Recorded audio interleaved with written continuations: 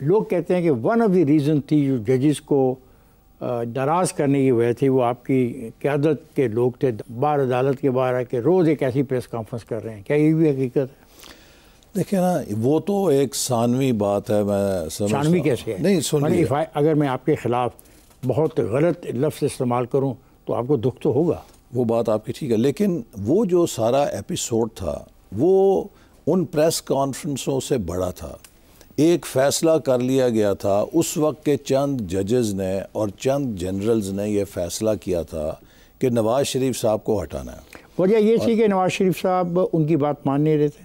یہ نہیں مجھے پتا کہ کیا وجہ تھی. میرا خیال ہے کہ اس میں متعدد وجوہات ہو سکتی ہیں، لیکن جو سب سے میرے نزدیک جو چیز میرے دل کو لگتی ہے، اور میں نے یہ 2018 کے الیکشن کے فوراً بعد کہی تھی کہ ہم ایک عالمی سازش کا شکار ہوئے اور جس کا مقصد یہ تھا کہ سی پیک کے فیز 2 کو روکا جائے. اور اس وقت پاکستان میں اگر مسلم لیگ نون کی حکومت دوبارہ آ جاتی تو سی پیک نئی بلندیوں پہ چلا جاتا. اب دوبارہ آ گئی؟ جی اب تو اتنا پلوں کے نیچے سے پانی گزر گیا ہے اور اتنی بد اعتمادی پیدا کر گئی ہے پچھلی حکومت پاکستان اور چین کے درمیان کے کچھ باتیں میں کو ثابت کر سکتے ہیں بات آن دا ریکارڈ آپ؟ کیا یہ جو بات کہہ رہے ہیں آپ؟ بالکل. دیکھیے سب سے پہلی چیز یہ ہے کہ چین کا سب سے بڑا جو گلوبل انیشیٹو تھا وہ بیلٹ اینڈ روڈ انیشیٹو تھا، جس کی چین کے صدر نے بڑی اونرشپ تو بنائی سڑک آپ نے. نہیں سن لینا ذرا، دنیا بھر میں ٹھیک ہے، اس کو وہ بڑا پرائیڈ لیتے ہیں اپنے لیے، فلیگ شپ پروجیکٹ ہے. صحیح ہے، جس طرح آپ پرائیڈ لیتے ہیں موٹر وے کا. جی جی جی جی.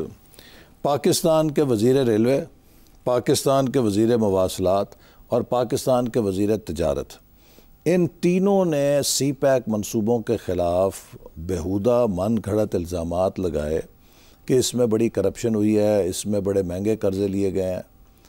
امریکہ کی اسسٹنٹ سیکرٹری آف اسٹیٹ نے ان تینوں وزراء کے بیانات کے اوپر ایک پریس کانفرنس کی کہ سی پیک اور belt and road initiative sub corruption کا اور مہنگے قرضوں کا گورکھ دھندا ہے. اور یہ دیکھیے پاکستان کے وزیر کیا کہہ رہے ہیں.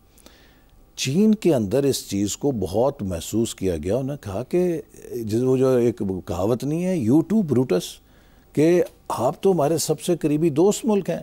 پاکستان کے وزیر ہمارے اس سٹار پروگرام جو کہ ہم نے ایک نیک نیتی سے شروع کیا اور آپ کی تب مدد کی کہ جب آپ کو کوئی ایک ٹکا دینے کے لیے دنیا میں تیار نہیں تھا، تو آپ ہمارے خلاف ایک جھوٹی گواہی کے بنیاد پہ ایک عالمی مہم چلوا رہے ہیں کہ جس سے ہمارے اس فلیگ شپ پروجیکٹ کو تباہ کر رہے ہیں.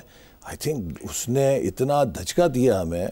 پھر اس کے بعد جتنے سی پیک کے منصوبے لگے، جس طرح ہمیں چور اور ڈاکو بنایا اس حکومت نے، ہر سی پیک کے منصوبے کو بنا کے چور ڈاکو ان کی انکوائریاں کرو، ان کی پیشیاں بکو. انکوائریز کا کیا جواب ہوا؟ کچھ بھی نہیں نکلا. کیا نکلنا تھا؟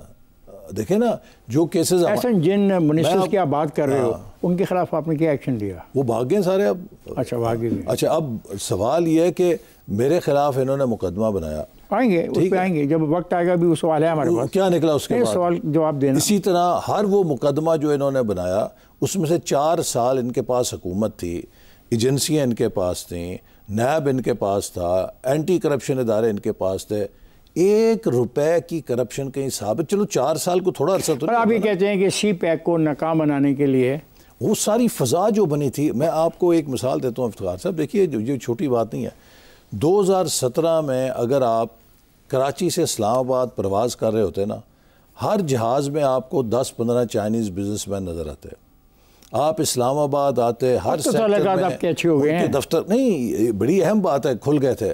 جب ہم نے ان کے ساتھ اس طرح کا رویہ اپنایا اور ان کو چور ڈاکو بنانا شروع کیا، ان کمپنیوں کو ایک ایک کر کے وہ سب انویسٹمنٹ کے جو پرندے تھے اڑ کے کوئی ویتنام چلا گیا، کوئی لاؤس چلا گیا. اچھا مجھے ایک بات بتائیں، کیا یہ حقیقت ہے کہ پاناما کیس کے دوران جب یہ چل رہا تھا کسی وقت نواز شریف نے آپ لوگوں سے انٹریکٹ کیا ہو اور کہا ہو کہ ہی وانٹس ٹو ریزائن؟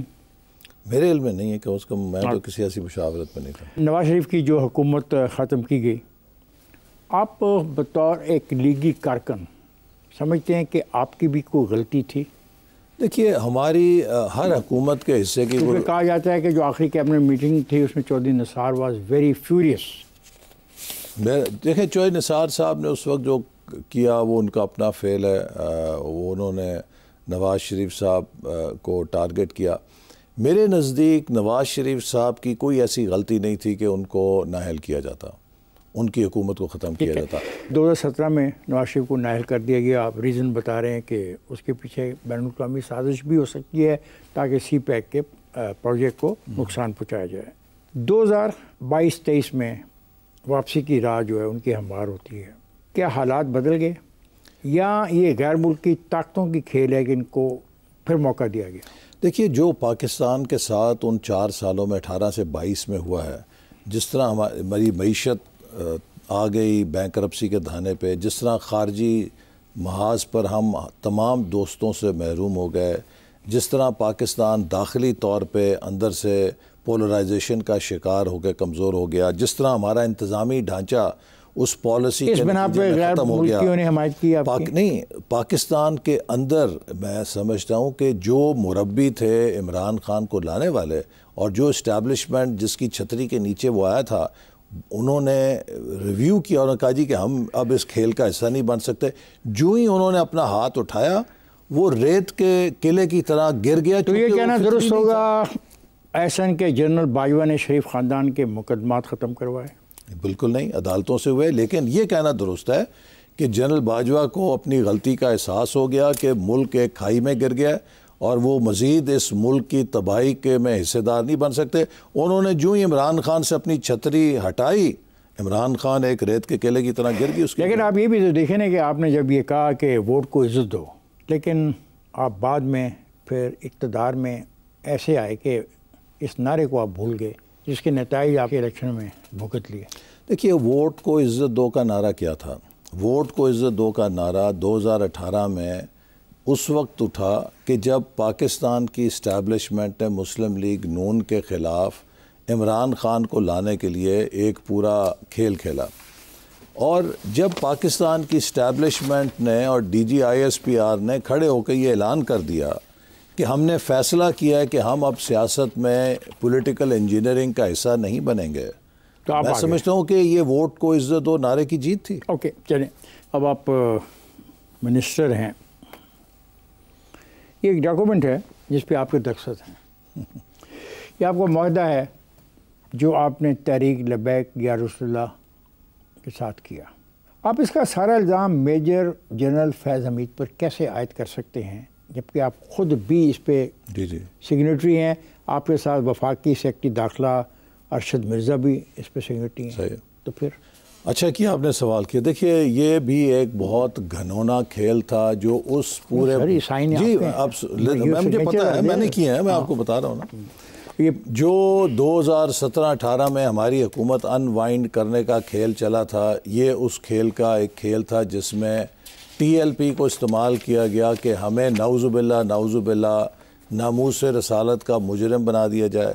آپ کو یاد ہوگا کس نے کیا یہ سازش کس کی تھی؟ جی اس وقت یہ PTI حکومت اور اس وقت کی جو اسٹیبلشمنٹ تھی، اور انہوں نے اس میں آپ کو یاد ہوگا نواز شریف صاحب کے اوپر بھی جب جامع نعیمیہ میں واقعہ ہوا شو والا، ٹھیک ہے، پھر خواجہ آصف کے اوپر گولی ہے آپ کہیں پہ جسم، مجھے گولی ماری گئی، ابھی بھی میرے پیٹ میں وہ گولی موجود ہے، اللہ نے ایک نئی زندگی دی، ورنہ کوئی طریقے انصاف تو بعد میں آتی ہے۔ نہیں، ایک سیکنڈ، نہیں، ہسٹری کو ڈسٹارٹ کر رہے ہیں نا آپ، ہسٹری کو ڈسٹارٹ نہ کریں نا۔ یہ واقعہ 2017 کا ہے اور PTI تو 2018 میں آتی ہے، تو آپ PTI کو کیوں گھسیٹ رہے ہیں؟ نہیں تو اسی سے بنیاد بنی نا۔ آپ اس کاغذ پہ آپ کے دستخط ہیں بطور میرے بھائی، 2017 سے یہ کھیل شروع ہوا نا، جس کو 2018 میں PTI کو اقتدار میں لانا مقصد تھا۔ یہ معاہدہ اس لیے ہوا اور اس کی یہ مجبوری تھی کہ جب اس مذہبی کارڈ کو استعمال کرنے سے پاکستان کے کچھ علاقوں میں مسالک کے تصادم کی اطلاعات آنی شروع ہوئیں، تو آپ نے یہ مناسب سمجھا یہ آگ پھیلتی تو ملک کو جلا سکتی تھی۔ اس پر ہم نے کہا کہ فوری طور پہ اس مسئلے کو انوائنڈ کیا جائے۔ جب یہ مسئلہ ہوا کہ انوائنڈ کیا جائے تو یہ انہوں نے کہا جنرل فیض صاحب نے کہ وہ صرف اس بات پر اتفاق کرتے ہیں کہ زاہد حامد صاحب کا استعفیٰ لازمی دے دیا، جو کہ میں اور اس وقت کے وزیر اعظم شاہد صاحب ہم اس کے حامی نہیں تھے، لیکن انہوں نے کہا جی اس کے بغیر وہ بات نہیں مانیں گے۔ اچھا، جب وہ یہ ڈرافٹ لے کر آئے، اللہ صبح کی بات ہے، میرے گھر پہ لے کر آئے، تو میں نے وزیر اعظم لے کے آیا؟ یہ جنرل فیض، تو میں نے وزیر اعظم کو فون کر کے ان کو یہ پڑھ کے سنایا اور سارا ہم نے مشورہ کیا، تو ان کی بھی یہ رائے تھی کہ اس پہ جنرل فیض کے دستخط نہیں ہونے چاہیے۔ تو میں نے بھی جنرل فیض سے کہا کہ آپ فوج کے ہیں، آپ یہ نہ کریں، ہم سیاسی لوگ ہیں، ہم کر لیتے ہیں۔ انہوں نے کہا جی میرے دستخط اور گارنٹی کے بغیر بھی وہ نہیں مانیں گے، تو لہٰذا وہ کہتے ہیں کہ آپ کا دستخط ہونا ضروری ہے۔ تو انہوں نے دستخط کر دیے۔ دستخط کر دیے۔ اس کے بعد پھر یہ مسئلہ ہم نے وہاں سے ختم کیا اس طرح۔ ٹھیک ہے۔